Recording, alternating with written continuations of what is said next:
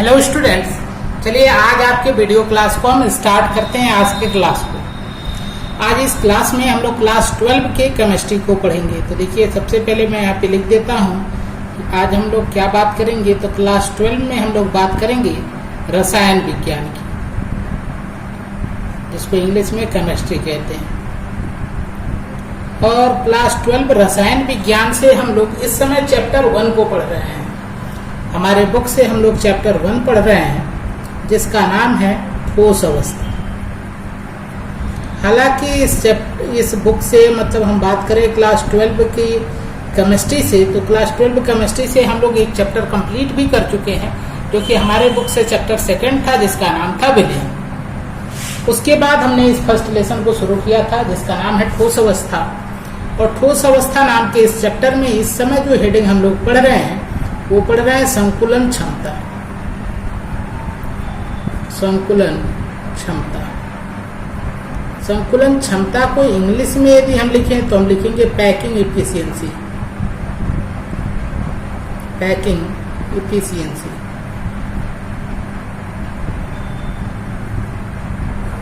हिंदी में कहेंगे संकुलन क्षमता, इंग्लिश में कहेंगे पैकिंग इफिशियंसी। यदि हम बात करें कि संकुलन क्षमता क्या होता है, तो मैंने पिछली वीडियो में आपको समझाया था संकुलन क्षमता क्या होता है, लेकिन एक बार दोबारा समझाता हूं क्योंकि ये बहुत ही इम्पोर्टेंट कॉन्सेप्ट है। तो इससे पहले कि मैं बताऊं आपको कि संकुलन क्षमता क्या होता है, देखिए संकुलन क्षमता से हमको क्या पढ़ना है। तो हम लोगों को संकुलन क्षमता पढ़ना है आधे घनीय कोष्टिका का। संकुलन क्षमता हम लोग 3 बार पढ़ेंगे 3 एकक कोष्टिकाओं के लिए। आधे घनीय एकक कोष्टिका के लिए, आधे घनीय एकक कोष्टिका के लिए, फिर दूसरे नंबर पर हम पढ़ेंगे, ये पहले नंबर पे हम लोग पढ़ेंगे या कहीं हम लोग पढ़ चुके हैं, इसको हमने पिछले वीडियो में कवर कर लिया था। आधे घनीय एकक कोष्टिका के लिए संकुलन क्षमता। तो दूसरे नंबर पे हम लोग पढ़ेंगे फलक केंद्रित। फलक केंद्रित घनीय एकक कोष्टिका की संकुलन क्षमता, घनीय एकक कोष्टिका की, घनीय एकक कोष्टिका की संकुलन क्षमता। ठीक है, जिसको आज हम लोग, अब आगे आप समझ सकते हैं, आज हम लोग इसी टॉपिक को पढ़ेंगे। देखिए, इस टॉपिक को हम लोग पढ़ेंगे फलक केंद्रित घनीय एकक कोष्टिका के लिए संकुलन क्षमता आज हम लोग पढ़ेंगे।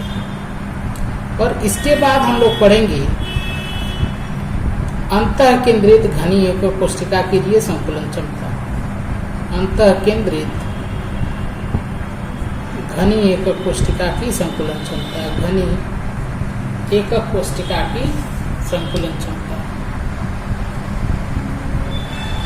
अंतः केंद्रित घनीय एकक कोष्टिका की संकुलन क्षमता। आज की वीडियो में हम लोग बात करेंगे फलक केंद्रित घनीय एकक कोष्टिका की संकुलन क्षमता पर।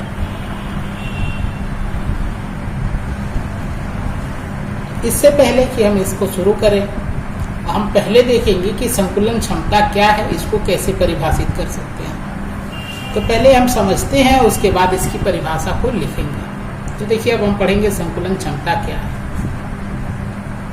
जैसे मान लीजिए कि ये हमारे पास एक क्रिस्टल है, ठीक है। तो आप जानते हैं किसी क्रिस्टल में अवयवी कण निविड संकुलित होते हैं। निविड संकुलित मीन्स कि वो बहुत ही पास पास होते हैं, एक दूसरे से सटे हुए इस प्रकार से व्यवस्थित होते हैं। लेकिन इसके बाद भी, इतना करीब होने के बाद भी अवयवी कणों के मध्य कुछ न कुछ रिक्त स्थान शेष रह जाता है।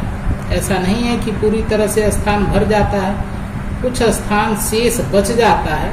जैसे यहाँ पे तो थोड़ा आप सटा के बनाइएगा, यहाँ पे तो मैंने ज़्यादा बचा दिया, इससे थोड़ा कम ही बचता है।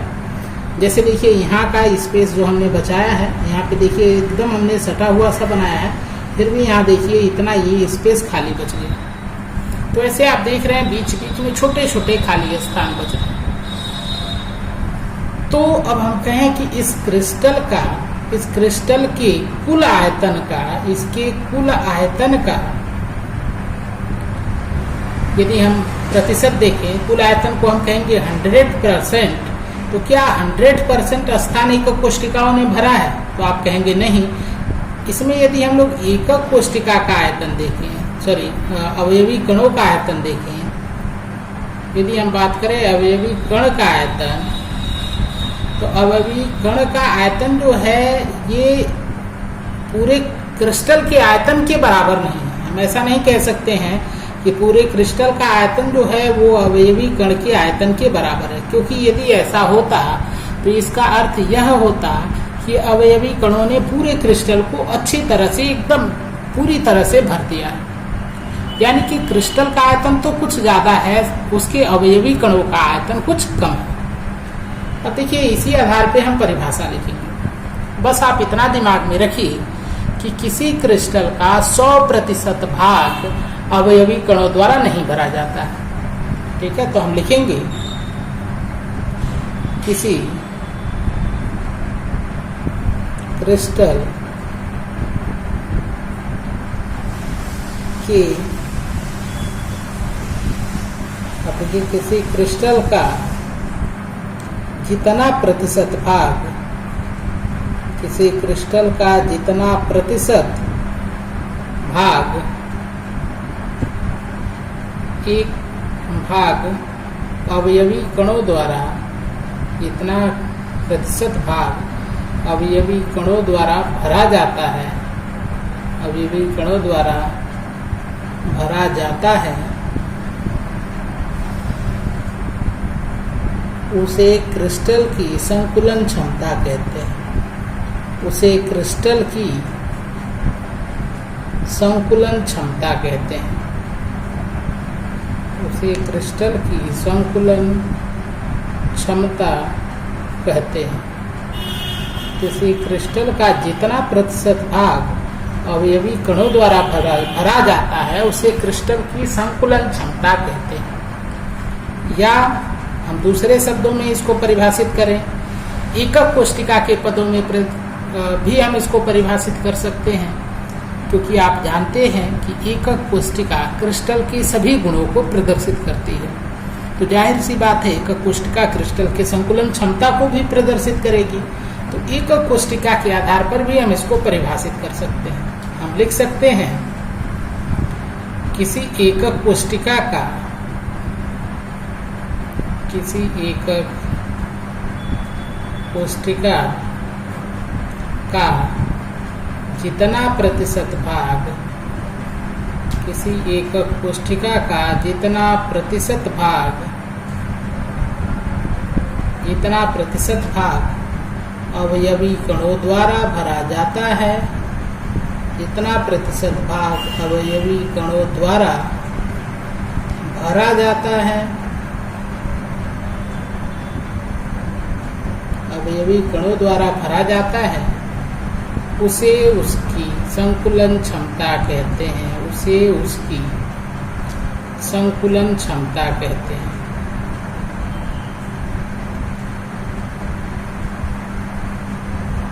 तो बात आपको समझ में आ गई होगी कि संकुलन क्षमता क्या है। हमने कहा किसी क्रिस्टल का पूरा आयतन एक उसके अवयवी कणों द्वारा भरा नहीं जाता है, बल्कि उसके अवयवी कणों द्वारा भरने के बाद भी क्रिस्टल में कुछ खाली स्थान बचता है। तो हम कहेंगे किसी क्रिस्टल का जितना प्रतिशत आयतन अवयवी कणों द्वारा भर दिया जाता है उसे उसकी संकुलन क्षमता कहते हैं। या फिर हम कहें किसी एकक कोशिका का जितना आयतन भर दिया जाता है कणों द्वारा, उसको हम उसकी संकुलन क्षमता कहते हैं। अब बात करें हम गणना की, तो जब संकुलन क्षमता की जो गणना है, कैलकुलेशन है, वो हम करते हैं एकक कोशिका के लिए, या आप कहिए एकक कोशिका के साथ। संकुलन क्षमता की गणना आप करेंगे एकक कोशिका के साथ, क्योंकि एकक कोशिका की संकुलन क्षमता ज्ञात कर लेंगे तो पूरे क्रिस्टल की संकुलन क्षमता उसी तरह पता चल जाएगी, क्योंकि एकक कोशिका पूरे क्रिस्टल को प्रदर्शित करता है। अब हम देखेंगे कि इसकी गणना जब हम करना चाहेंगे तो कौन सा सूत्र यूज करेंगे। तो ये तो क्लियर मैंने आपको बता दिया, एकक कोशिका के लिए ही गणना करेंगे, क्योंकि उसी के आधार पर पूरे क्रिस्टल पे हम उसको अप्लाई कर पाएंगे। तो देखिए अब संकुलन क्षमता का सूत्र क्या होगा। तो पहले मैं सूत्र लिखूंगा, फिर आपको समझाऊंगा कि कैसे ये सूत्र बनाया गया है। तो संकुलन क्षमता बराबर अवयवी कणों का आयतन, अवयवी कणों का आयतन। अब आप कहिए कि किसी क्रिस्टल का आयतन कितना प्रतिशत भाग भरा जाएगा अवयवी कणों द्वारा। तो जितना अवयवी कण का आयतन रहेगा उतना ही प्रतिशत तो अवयवी कण भरेंगे। तो इसलिए हमने लिखा अवयवी कणों का आयतन बटे एकक कोशिका की, एकक कोशिका का आयतन, अवयवी कणों का आयतन बटे एकक कोशिका का आयतन गुणे स। अब ये कैसे हो गया कि मान लीजिए हमारे पास ये एकक कोशिका है और इसका इतना प्रतिशत भाग एक अवयवी कण ने भरा है। तो जाहिर सी बात है इस एकक कोशिका का कितना प्रतिशत भाग भरा है, तो वो कैसे निकालेंगे। तो हम निकालेंगे कितना हिस्सा भरा है, मतलब अवयवी कण का आयतन, क्योंकि जितना आयतन है उतना ही हिस्सा भरा है, और बटे एकक कोशिका का कुल आयतन। ठीक ऐसे ही जैसे आप अपने नंबर का प्रतिशत निकालते हैं। जैसे मान लीजिए ये कुल 600 नंबर है और इसमें से आपको इतना मिल रहा है, मान लो 300 नंबर मिल रहा है, तो आप क्या करते हो, जितना आपको मिल रहा है उसी तरह जितना यहाँ पे भर रहा है बटे कुल जितना था, तो कुल 600 था और गुणे 100 करते हो। तो संकुलन क्षमता को हम प्रतिशत में ही व्यक्त करते हैं। ये मैंने आपको परिभाषा में भी बता दिया और अलग से भी बता देता हूँ। तो ये प्रतिशत का एक साधारण सा सूत्र है कि अवयवी कण ने कितना आयतन भरा और बटे एकक कोशिका का कुल कितना आयतन था और गुणे 100। यहाँ तक तो किसी को कोई दिक्कत नहीं हो रही होगी मुझे लगता है। पिछले वीडियो में भी मैंने ये सब कुछ आपको समझाया था। अब यदि बात करें हम अवयवी कणों के आयतन की, देखिए अवयवी कणों का आयतन ये बराबर हम लिख सकते हैं एक कण का आयतन, एक कण का आयतन और गुणे कणों की संख्या, गुणे कणों की संख्या। तो अवयवी कणों का आयतन क्या हो जाएगा, एक कण का आयतन और गुणे कणों की संख्या। जैसे मान लीजिए इस एकक कोशिका में ये 2-3 कण हैं, तो इसने कितना आयतन भरा, जितना कुल मिला के इनका आयतन है। मान लीजिए सारे कण तो बराबर ही होंगे, तो एक कण का आयतन और गुणे कितने कण थे, कण की संख्या का आप गुणा कर दें तो आपको पता चल जाएगा अवयवी कणों ने कितना आयतन भरा है। एक बार आपसे आपको बेहतर तरीके से समझाता हूँ। मान लीजिए ये आपके पास एक एकक कोशिका है और जिसमें 3 कण हैं ये। अब बताइए 3 कणों ने कितना आयतन इसका भरा है। तो यदि एक कण का आयतन आपको बता दिया जाए कि 2 मान लीजिए इसको आप कह दीजिए मिलीमीटर क्यूब, एक कण का आयतन इतना है, ठीक है। तो तीनों मिलाकर कितना भरे होंगे, तो 2 या कहिए आप 2 गुणे 3, यानी कि एक कण का आयतन गुणे कणों की संख्या। उसी तरह हमने यहाँ पे लिखा अवयवी कणों का आयतन बराबर हम लिख सकते हैं एक कण का आयतन और गुणे अवयवी कणों की संख्या। या आप थोड़ा और डिटेल में लिखें तो आप कहेंगे एकक कोशिका में अवयवी कणों की संख्या। ये संख्या कहाँ है, एकक कोशिका में। अब हम सामान्यतः अवयवी कणों को ठोस गोला मानते हैं। अवयवी कण हम कैसा मानेंगे, ठोस गोला। और गोले का सूत्र जो होता है आयतन के लिए वो होता है 4/3 पाई r क्यूब, ठीक है, ये सूत्र होता है। तो एक कण के आयतन की जगह पर हम लिख सकते हैं 4/3 पाई r क्यूब और गुणे कणों की संख्या को हम लिख देते हैं यहाँ पर z क्या है, एकक कोशिका में कणों की संख्या। तो अब ये मिल गया हमको अवयवी कणों का आयतन, अवयवी कणों का आयतन बराबर, अवयवी कणों का आयतन बराबर 4/3 pi r cube into z, 4/3 pi R cube कहाँ से आया? तो एक कण का आयतन हमने लिखा क्योंकि वो गोला है, और एकक कोष्ठिका में कणों की संख्या को हमने z से प्रदर्शित कर दिया। अब इस मान को हम यहाँ पर रख सकते हैं। देखिए अवयवी कणों के आयतन को हम यहाँ पर रख सकते हैं। तो यहाँ पर रखेंगे तो क्या हमको मिलेगा, ये देखिए। तो सबसे पहले मैं यहाँ पे सूत्र लिख देता हूँ। तो सूत्र हमारे पास था संकुलन क्षमता बराबर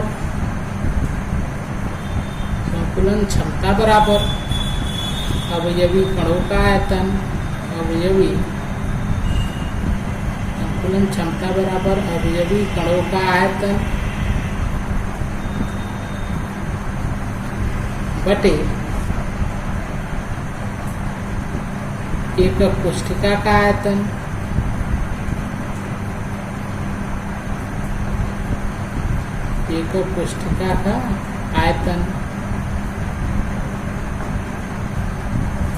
गुणे 100। अब यहाँ पे संकुलन क्षमता को हम मान लीजिए पीई लिख देते हैं। PE means packing efficiency. अवयवी कणों की संख्या के लिए भी हमने फार्मूला बनाया था 4/3 पाई आर क्यू गुणे जेड। ठीक है, ये एक कण का आयतन, ये हो गया कणों की संख्या, और बटे एकक कोष्ठिका का आयतन। तो यदि हम मान लें कि हमारी एकक कोष्ठिका घनीय है, क्योंकि हमको अभी घनी एकक कोष्ठिका को ही पढ़ना है। अब यहाँ पे एक बात ध्यान रखिएगा कि हमेशा एकक कोष्ठिका घनी ही नहीं होती है, लेकिन हमको अपने इस क्लास में घनी एकक कोष्ठिका को लेकर ही चर्चा करना है। तो एकक कोष्ठिका की जो हमारे ज्यामिति है वो कैसी है, वो घनी है, और घन के आयतन को आप लिखते हैं ए क्यू। तो यहाँ पे एकक कोष्ठिका के आयतन की जगह पर हम लिख देंगे ए क्यू, और गुणे ये 100 तो पहले से ही सूत्र में था। तो ये बन गया पैकिंग एफिशिएंसी यानी संकुलन क्षमता के लिए एक सूत्र। इस सूत्र का उपयोग हम लोग आधे घनी एकक कोष्ठिका पर भी करेंगे। ठीक है, आधे घनी एकक कोष्ठिका। ठीक है, इसका प्रयोग हम फलक केंद्रित घनी एकक कोष्ठिका, फलक केंद्रित घनी एकक कोष्ठिका, और इसी का प्रयोग हम करेंगे अंतः केंद्रित घनी एकक कोष्ठिका पर। तो हर जगह पर इसका उपयोग किया जाएगा, अंतः केंद्रित घनी एकक कोष्ठिका। ठीक है, ये तीनों घनी एकक कोष्ठिकाओं के लिए हम उपयोग में ला सकते हैं, क्योंकि ये सामान्य घनी एकक कोष्ठिका के लिए हमने सूत्र बनाया है। आधे का तो हम लोग पहले ही पढ़ चुके हैं, अभी हम लोग फलक केंद्रित घनी एकक कोष्ठिका के लिए पढ़ेंगे। तो अब हम यहाँ पे हेडिंग लगाते हैं फलक केंद्रित घनी एकक कोष्ठिका की संकुलन क्षमता। फलक केंद्रित घनी एकक कोष्ठिका, फलक केंद्रित घनी एकक कोष्ठिका की संकुलन क्षमता।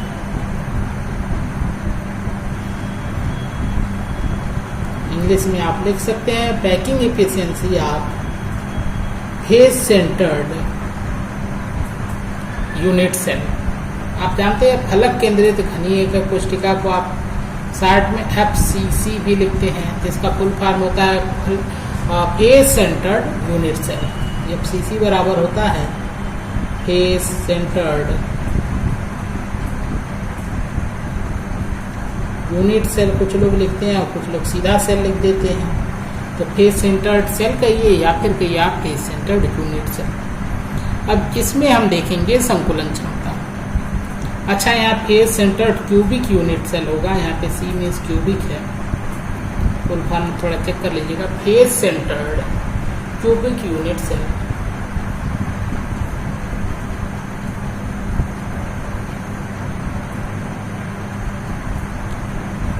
अब इसके लिए हम ज्ञात करते हैं। तो देखिए सबसे पहले इसके हम देखते हैं कि फलक केंद्रित घनी एकक कोष्ठिका क्या होगी या कैसी होगी।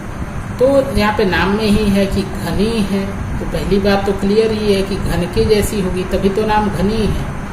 तो इसकी ज्यामिति जो होगी वो घनाकार होगी, इसीलिए इसका नाम घनी है।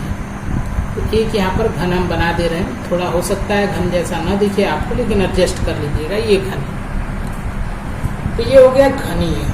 लेकिन अभी फलक केंद्रित का क्या अर्थ है ये बचा है। तो देखिए फलक केंद्रित का अर्थ होता है कि यदि एकक कोशिका के प्रत्येक कोने पर अवयवी कण उपस्थित है। यहाँ पर मैं ये बिंदु बना रहा हूँ, ये अवयवी कण तो नहीं है, लेकिन ये अवयवी कण को ही प्रदर्शित करते हैं, जिनको हम कहते हैं जालक बिंदु।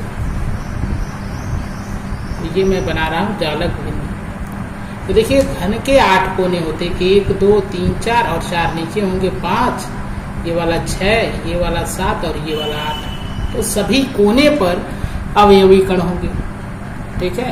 और इसके साथ साथ प्रत्येक फलक के केंद्र में भी अवयवी कण उपस्थित होंगे।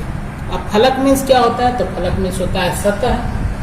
अब जैसे सतह का अर्थ क्या है, जैसे मान लीजिए कि ये मोबाइल है हमारे पास, तो देखिए ये ऊपर वाला सतह है, इसका एक नीचे वाला भी सतह है, ऊपर वाले सतह के केंद्र में, ठीक है। तो घन की यदि हम बात करें तो घन में 8 फलक होती है, सॉरी 6 फलक होती है। घन में 6 फलक होती है, यहाँ पे लिख देता हूँ।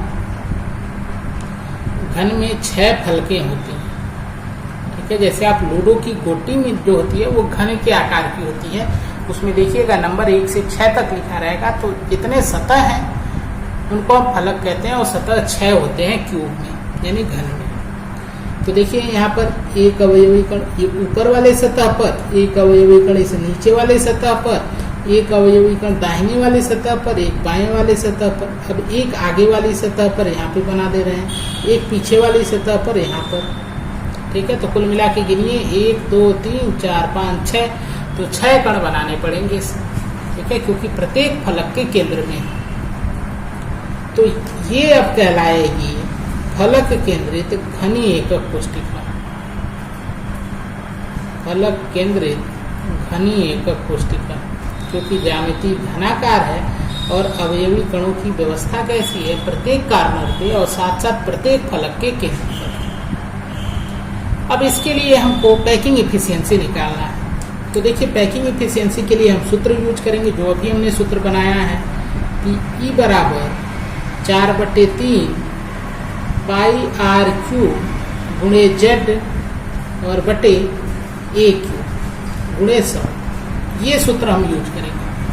अब इस सूत्र में जेड का मान तो हम यहाँ से निकाल के लिखेंगे, कैसे निकालेंगे वो आप पहले भी पढ़े हैं, लेकिन मैं यहाँ पर भी आपको समझाऊंगा।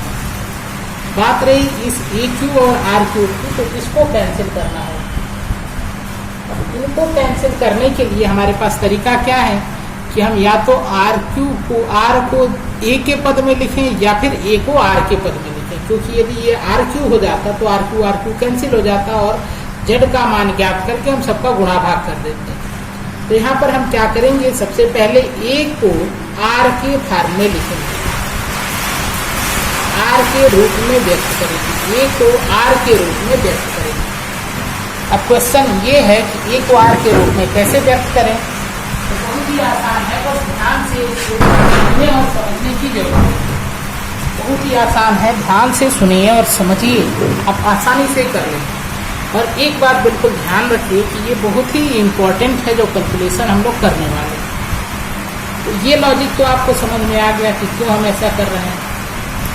अब देखिए ए को आर के रूप में व्यक्त करने के लिए हम इस ज्यामिति की सहारा लेंगे, इस एकक कोशिका का सहारा लेंगे। यहाँ जो ऊपर आगे वाली ये सतह है इसको हम अलग से यहाँ पे बना रहे हैं। देखिए आगे वाली जो सतह है इसको हम अलग से यहाँ पर बना रहे हैं। तो इसको अलग हमने कर दिया समझने के लिए, बस अलग, ताकि आसानी से स्पष्ट दिखाई दे। आप देखिए ये एक ऐसे अलग कर लिया स्क्वायर की। यहाँ पे 3 अवयवी कण हम दिखाएंगे, एक यहाँ पर, एक केंद्र में और एक यहाँ पर। बाकी यहाँ पर भी, इस कोने पर भी है, लेकिन उसको हम यहाँ पर दिखाएंगे नहीं, ठीक है। तो अभी हम बस 3 को दिखाएंगे। तो ये तो है जालक बिंदु जो कि केंद्र में होता है। यदि अवयवी कण बनाएंगे हम तो वो कुछ ऐसा होगा, यहाँ पर अवयवी कण बनाएंगे तो वो कुछ ऐसा होगा, और बीच में जब अवयवी कण को बनाएंगे तो वो कुछ ऐसा होगा। अब हम क्या करते हैं, इन तीनों जालक बिंदुओं को या ये तीनों एक जो अवयवी कण हैं इनके केंद्र को आपस में मिला देते हैं, और इसका नाम ए, इसका नाम बी और इसका नाम सी रखते हैं। तो इस तरह हमको एक त्रिभुज मिल रहा है ABC। तो अब हम बात करें त्रिभुज ABC में। तो त्रिभुज ABC एक समकोण त्रिभुज है, क्योंकि आप जानते हैं घन की सभी भुजाएं समकोण होती हैं। तो ये जो है ये 90 अंश का कोण है, तो ये समकोण त्रिभुज है, ठीक है। और समकोण त्रिभुज के लिए हम लिख सकते हैं, देखिए यहाँ पे AC² मतलब कोण का वर्ग बराबर शेष दो भुजाओं का वर्ग यानी AB² और धन BC²। किसी को कोई दिक्कत नहीं है, ये एक पाइथागोरस प्रमेय है जिसके बारे में आप लोग क्लास 6, 7, 8 से पढ़ते आते हैं, ठीक है। अब यहाँ पर देखिए AB क्या है, AB ये भुजा है यानी घन की भुजा है। इस घन की भुजा को A मान लीजिए। BC क्या है, ये भी घन की भुजा है, तो ये भी A ही होगी, क्योंकि घन की सभी भुजाएं बराबर होती हैं। तो यहाँ से हम लिख सकते हैं AC² बराबर AB की जगह पर A² और धन BC की जगह पर भी A² धन A²। अब नए पेज पे आ जाते हैं, तो देखिए अब हम यहाँ से लिख सकते हैं AC² बराबर, देखिए ये A² दोनों एक में जोड़ देंगे तो हो जाएगा 2A²। यहाँ तक क्लियर है? तो ये हो गया हमारे पास। या फिर अभी थोड़ा सा और सॉल्व कर देते हैं। AC बराबर हम लिखें तो हो जाएगा √2 और A² का √ करेंगे तो A बाहर हो जाएगा। तो ये हमको एक समीकरण प्राप्त हुआ, इसको हम समीकरण 2 मान लेते हैं। समीकरण 1 किसको मानेंगे, तो समीकरण 1 हम इस सूत्र को मान लेते हैं। ये वाला जो हमारा सूत्र था पैकिंग इफिशियंसी का, इसको समीकरण 1 मान लेते हैं और इसको समीकरण 2 मान लेते हैं। अब एक बार पुनः इस ज्यामिति को देखिए। यहाँ पर देखिए ये सभी गोले एक दूसरे से सटे हुए हैं, तो यहाँ से यहाँ तक ये इस गोले की त्रिज्या है, इसको R लिखेंगे। और ये यहाँ से यहाँ तक एक त्रिज्या है, यहाँ से यहाँ तक भी त्रिज्या है इस बीच वाले गोले की, और ये वाला इस ऊपर वाले गोले की त्रिज्या है। यानी कि जो AC है इसको R धन R लिख सकते हैं, यानी कि 4R लिख सकते हैं।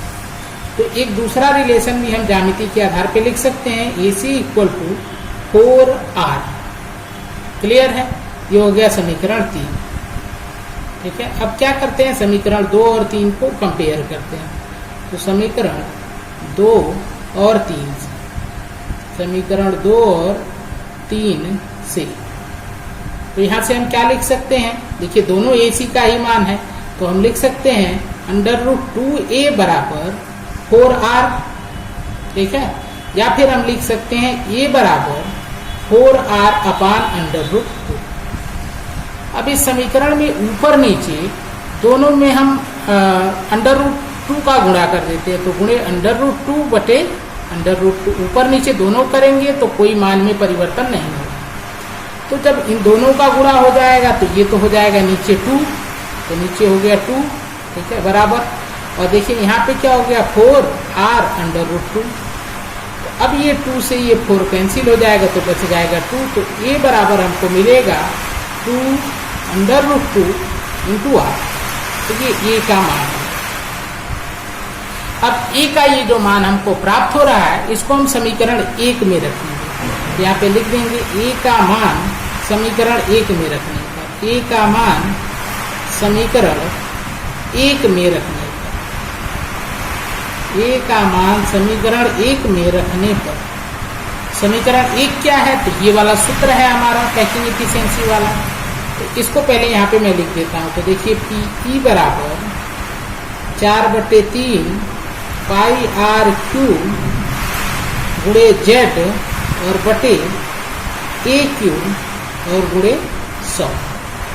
ये क्या है, ये है समीकरण 1।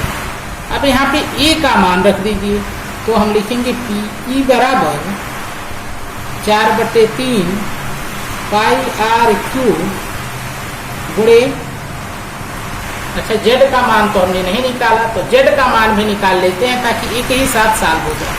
तो देखिए Z का मान कैसे यहाँ पे निकालेंगे, इस ज्यामिति को देखिए। तो आप जानते हैं कि जो कोने वाले कण हैं इनका योगदान होता है 1/8, ठीक है। तो यहाँ पे हम देखेंगे फलक केंद्रित घनी एकक कोष्टिका में कणों की संख्या, तो कणों की संख्या क्या है, कोने पर 8 परमाणु हैं और उनका योगदान 1/8 होता है, तो 8 गुणे 1/8। और जो फलक के केंद्र में होते हैं उनका योगदान होता है 1/2। तो यहाँ पे फलक के केंद्र में है 6 और सबका योगदान है 1/2। तो यहाँ से 8 से 8 कैंसिल हो गया, यहाँ से 1 मिला और यहाँ से 2 3 6, यहाँ से 3 मिला और इन दोनों को जब आपने जोड़ा तो मिला 4। यानी कि फलक केंद्रित घनी एकक कोशिका में कणों की संख्या होती है 4। अब कैसे होती है एक बार इसको यहाँ पर भी देखिए। देखिए ये जो अवयवी कण है, देखिए इसका केवल इतना हिस्सा ही इस एकक कोशिका के अंदर है, ये इतना हिस्सा, और बाकी ये इतना हिस्सा बाहर है। तो ये जो हिस्सा अंदर है वो है 1/8 हिस्सा। अब बात करें फलक वाले की, तो फलक वाले कण कुछ ऐसे होते हैं, जैसे मान लीजिए इस वाले को बनाएं तो ये कुछ ऐसे होते हैं, ऐसे, मतलब इसका आधा हिस्सा इस एकक कोशिका के अंदर होता है, आधा बाहर होता है। तो इस आधार पे हमने कहा कोने वाले का 1/8 हिस्सा अंदर है और फलक वाले का 1/2 हिस्सा अंदर है।